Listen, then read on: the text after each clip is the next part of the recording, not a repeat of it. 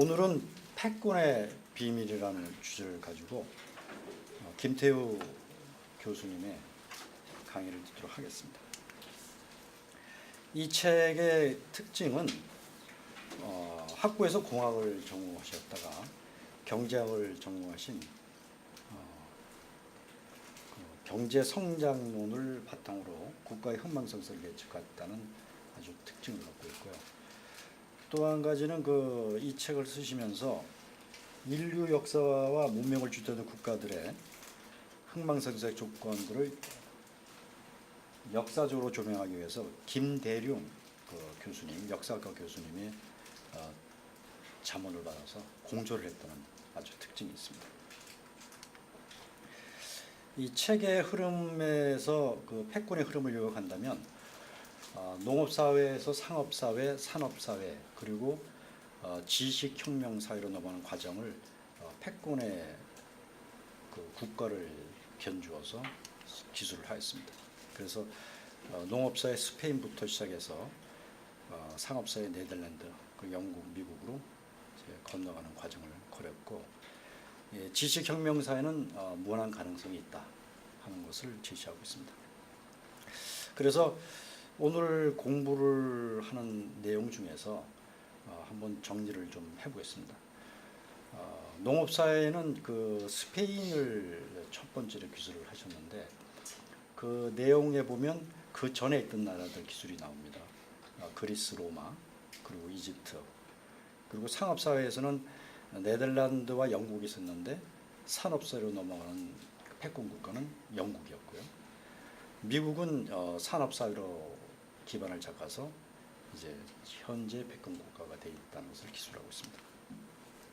그래서 한번 옛날에 역사적 사실을 한번 우리가 살펴보면 공부하는 데 도움이 될 것 같습니다. 최초의 패권 국가는 이집트입니다. 가장 길었죠. BC 3200에서 BC 332년까지. 근데 특징이 BC 1274년 람세스 2세 때 히타이트 쪽, 지금의 터키에 있는 히타이트 쪽하고 전쟁을 했습니다. 그래서 카데시 협정을 냈습니다. 그게 세계 최초의 평화협정문이고요. 터키 대통령이 뉴욕 유엔 본부에 사본을 기증해가지고 왼쪽 벽면에 들어가시면 이 카데시 협정문이 돌로 된 게 그대로 있습니다. 이 이집트 문명은 사실 저는 누구든지 여행을 한다면 반드시 이집트는 가보라 하고 제가 공부합니다. 이 까르낙 신전과 아부 신베를 보시면 BC 13세기 람세스 2세 지적이 얼마나인지를 한눈에 볼 수 있습니다. 상상을 초월합니다. 그 다음이 이제 알렉산드로스 대왕입니다. 그리스의 마케도니아 왕의 공주인데 다리우스 3세 페르시아를 정복을 했고 이집트가 이때 망합니다. 소위 이집트 정복을 BC 332년에 했고요. 그때 헬레니즘 문화의 중심지로 알렉산드리아, 토툴마이오스 왕정을 만들었죠. 그때 영토가 520만 스퀘어 킬로미터였습니다. 그 다음에 로마 제국입니다. 로마 제국은 BC 1146년부터 망할 때까지 395년까지 기간을 말하는데 이 패권 기간을 역사학자들이 설립할 때 146년은 뭐냐면 카르타고를 멸망시킨 해입니다. 그러니까 포에니 전쟁을 1차, 2차, 3차를 거쳤는데 무려 120년간 전쟁을 했습니다. 그래서 카르타고를 멸망시키면서 로마의 이제 제국이 형성됐죠. 이 빨간색이 로마 제국이었는데 요 면적이 500만 킬로미터입니다. 2차 포에니 전쟁 때 이제 한니발이 로마까지 쳐들어갔었죠. 그 다음이 스페인입니다. 여기서부터 이 책의 내용이 나오는데 스페인은 사실 세계 곡장지대이기 때문에 로마나 이슬람에서 계속 지배를 해왔습니다.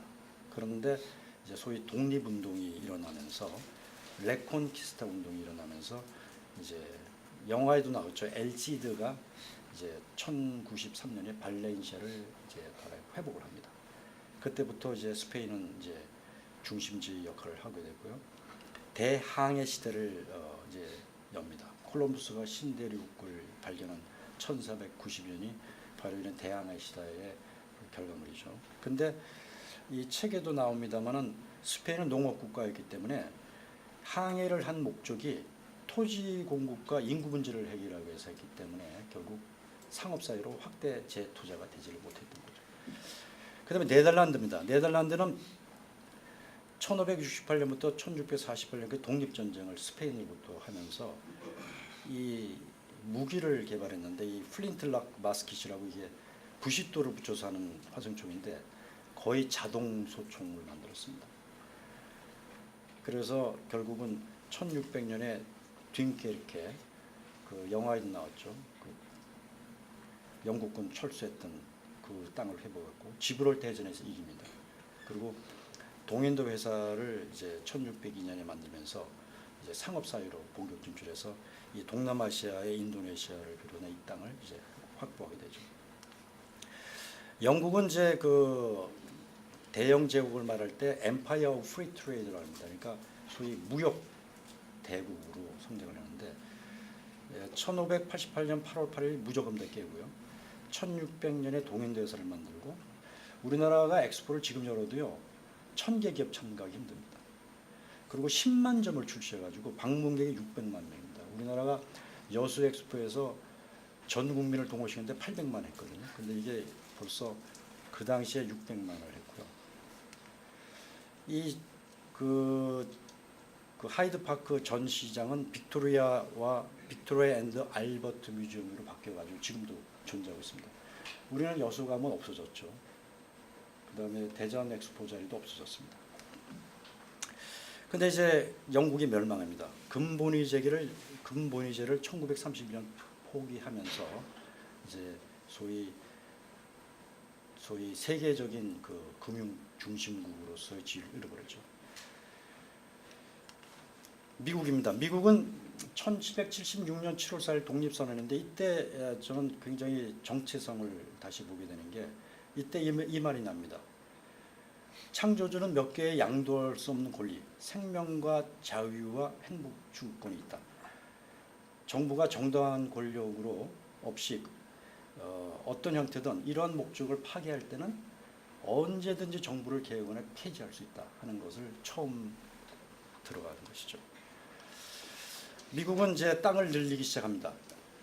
1830년에 텍사스 독립전쟁, 소위 알라모의 전투라고 샌앤토니오스 가면 여기 알라모의 전투가 있는데 이때 저기 텍사스 연대 하나를 몰아두는 바람에 이기죠. 그래서 영도 70만 킬로미터를 스퀘어 킬로를 확보했고 그 다음에 이것을 몰아서 미국 멕시코 전쟁을 엽니다. 그래서 1848년 2월 1일 이제 협정을 맺었는데 캘리포니아 등 6개 주 300만 스퀘어 킬로미터를 추가해서 현재 982만 스퀘어 킬로미터가 됐으니까 옛날 로마보다 훨씬 큰 땅을 자기 나라가 갖고 있는 겁니다.